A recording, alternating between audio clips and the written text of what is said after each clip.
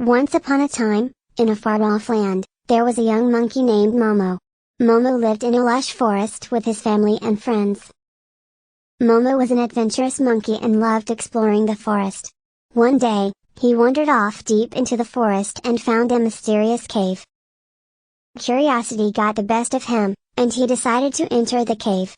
As he entered, he found a treasure chest filled with sparkling jewels and gold coins. Momo couldn't believe his eyes. Suddenly, he heard a loud growling sound. It was a huge, scary bear that was guarding the treasure. Momo knew he had to be smart to get out of the cave safely. He quickly grabbed a shiny gold coin and held it out to the bear. The bear was momentarily distracted by the coin, and Momo used the opportunity to sneak past him and escape the cave. As he ran back to his family and friends, he felt proud of his bravery and cleverness. He couldn't wait to share his adventure with everyone. From that day on, Momo became known as the bravest monkey in the forest, and his friends admired him for his bravery and quick thinking.